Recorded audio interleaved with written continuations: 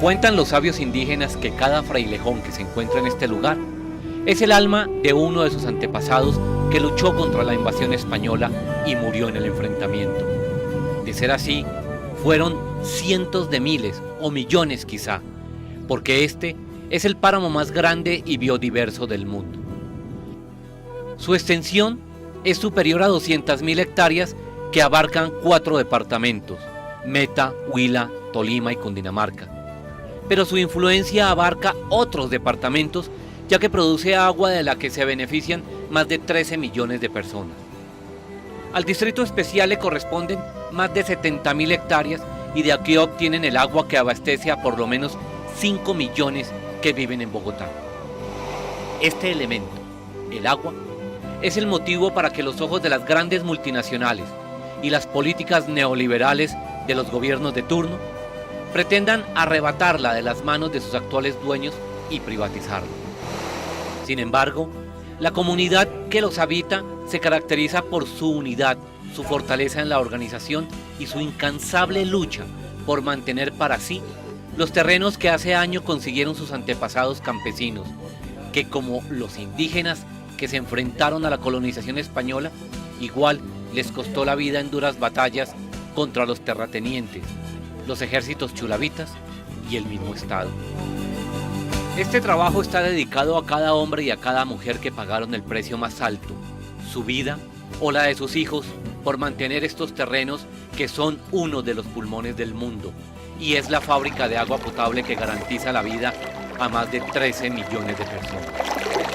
Es la historia del páramo del Sumapaz y sus habitantes con sus sueños que lograron ser realidad pese a las inmensas dificultades que han tenido que enfrentar. Esta es la historia.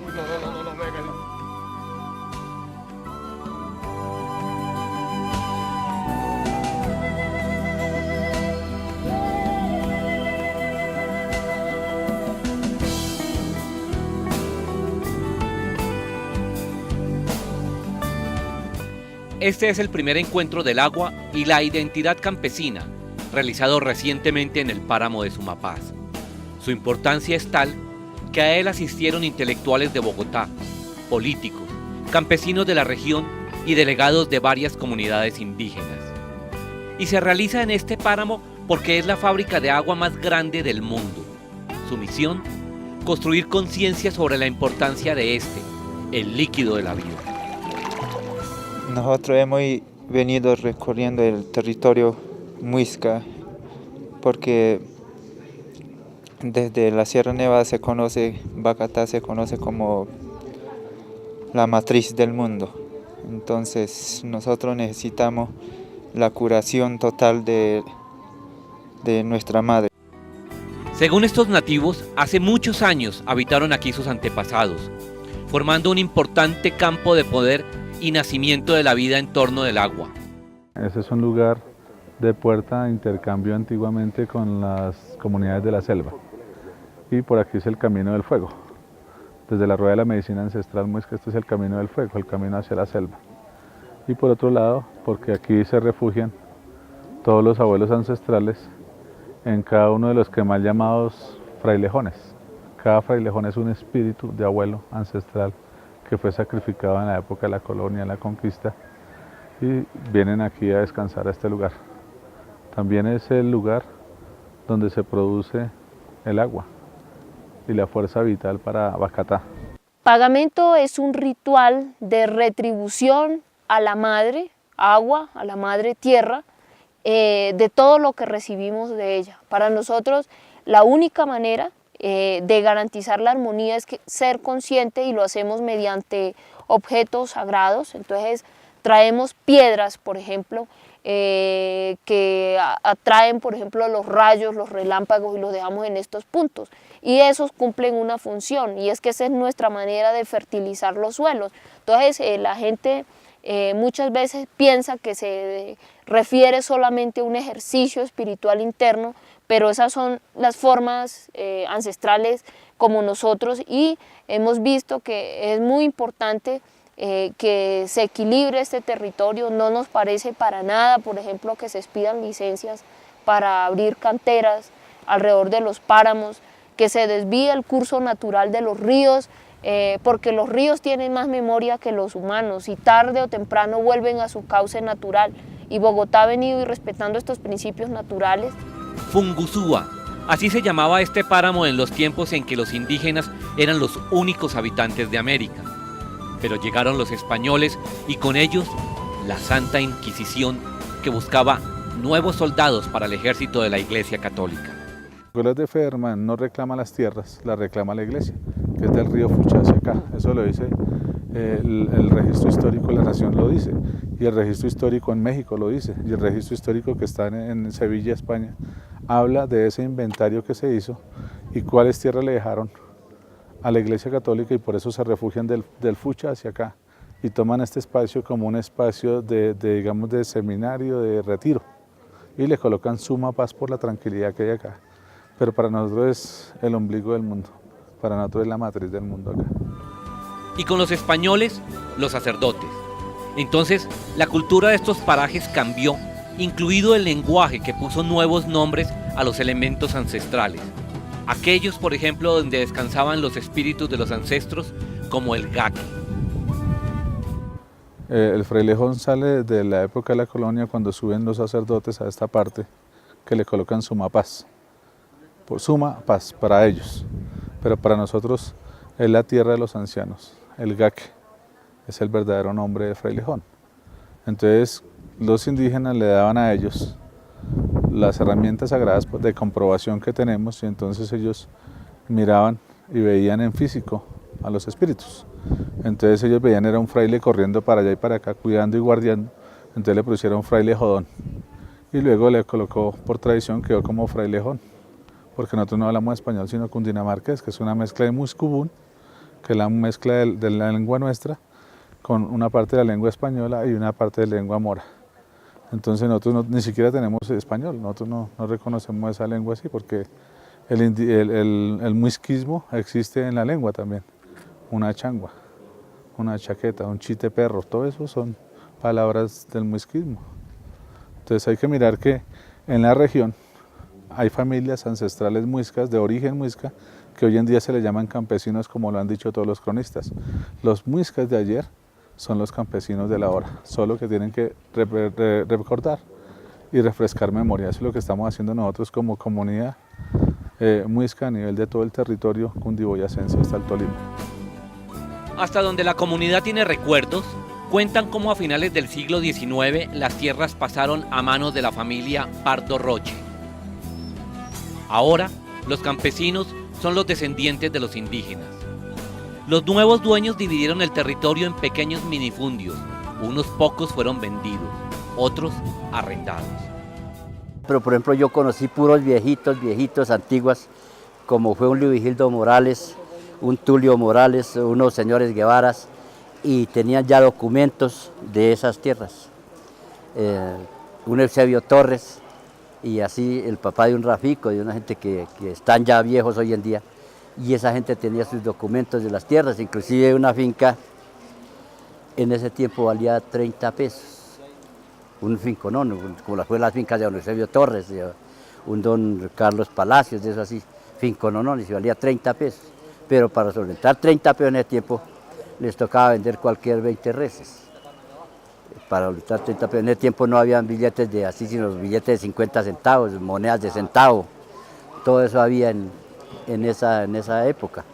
Él nos comentaba que había nacido en el último año de la guerra y que había sido una guerra también, en ese tiempo les tocaba pagar obligación en estas tierras que había ganado arisco, y les tocaba ir a llevar a echarle mano a ganado arisco para pagar el arriendo donde vivían, en Pasca. Enseguida entonces él había comprado ya la finquita y se vino para aquí, para Sumapaz, y compró una finca también aquí en el Tunal, en la vereda del Tunal. Y se siguió ahí subsistiendo, y todavía había esa vaina de que pagando obligación, siendo la finca comprada. Sin embargo, los propietarios de la época entendían que la riqueza de sus tierras no solo estaba en la gran extensión, sino en su producto, el agua. Así se despierta el siglo XX, arrullado además por los cañonazos de la Guerra de los 1000 días y con un presagio de violencia en el páramo. la familia Pardo Rocha agudiza sus abusos contra la comunidad y el malestar comienza a generalizarse. Y los Pardo Roches vivían, creo que en Bogotá. Y cuando ellos venían a la cacería aquí a Sumapaz, los arrendatarios tenían que ir a traerlos desde Bogotá. Tenían que traerles los perros alzados, traer toda la economía cargada hasta que llegaban a la hacienda, que era en el plan de Sumapaz, y ahí los entregaban. Y al otro día entonces ellos organizaban sus cacerías y habían que ir a coger el venado, el soche, todos esos animalitos y los traían. Y los arrendatarios eran sujetos a las órdenes que daba el patrón, o sea, el latibundista. Y cuando en las casas donde habían muchachas, entonces esas muchachas tenían que entregárselas al patrón para que hicieran, como dicen vulgarmente, hiciera el acto sexual. Y si la mujer era bonita, también tenían que dejársela. El arrendatario que se opusiera a esas exigencias, entonces le solicitaba a los otros arrendatarios que fueran y le tumbaran la casa y le ordenaban la desocupación inmediatamente. Entonces era una indominia total. Entonces en esas fue cuando apareció Jorge Eliezer Gaitán y Erasmo Valencia, porque Erasmo Valencia ese no era abogado titulado. El que era abogado titulado era Jorge Eliezer Gaitán, y entonces el Erasmo Valencia lideró todo ese movimiento agrario y los memorandos que tenían que pasar jurídicamente, eso se los firmaba Jorge Eliezer Gaitán.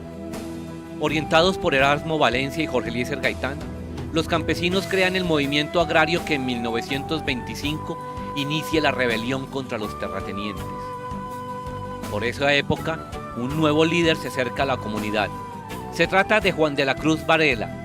Nacido en Ráquira, Boyacá, se desplazó a Cundinamarca y llegó al páramo después de conocer las luchas agrarias del Tolima y el Meta. Entonces fue cuando aparece Juan de la Cruz Varela, y entonces ya hicieron ese convenio, y Juan de la Cruz Varela, ese era de Ráquira, de Boyacá, pero se trasladó de Boyacá y vino a dar a Punchica, aquí en la playa para arriba, y era un joven. Pero entonces el hombre con unas ideas muy amplias, muy claras, con una ilustración muy berraca, y le gustó al campesino y vio la indominia que había los Pardo Roches contra los arrendatarios, y entonces creó un movimiento agrario, que fue el movimiento agrario que se lideró desde ese entonces, y crearon un movimiento, un comité de tierras, que eso quedó en manos Bernardo Riveros, Erasmo Riveros, Gualberto Clavijo, Salvador Castellano y otros. Crearon el comité de tierras. Entonces, cuando el gobierno declaró tierras baldías la región del Sumapaz, porque ganaron el pleito ante el Estado, Jorge Eliezer Gaitán, Erasmo Valencia y Juan de la Cruz Varela ganaron la lucha, entonces el gobierno declaró tierras baldías la región de Sumapaz, y en esas Hernando Rocha, que venía con un poco de armamento por allá de no sé de qué país, que aterrizó en Buenaventura, y ya oyó el periódico y las noticias que declaró tierras baldías la región del Sumapaz. Entonces sacó un fusil de los que traía y se pegó un tiro, y ahí terminó la historia. Entonces el comité de tierras comenzó a parcelar la región del Sumapaz y le entregó la tierra a todos los colonos que habían en ese entonces. Esa fue la historia de la colonización, la reforma agraria que se hizo en Sumapaz, liderada por Erasmo Valencia, porque ya habían matado a Jorge Eliezer Gaitán, entonces eso fue liderado por Erasmo Valencia y Juan de la Cruz Varela. Por eso Juan de la Cruz Varela tiene una resonancia histórica. Con la declaratoria de tierras baldías del Sumapaz por parte del gobierno nacional, el último heredero de la familia Pardo Roche se suicida y La Paz invade a las 212.000 hectáreas que componen el páramo. Sin embargo, nuevas tragedias acecharían a los nuevos propietarios y esta paz no duraría ni siquiera 10 años.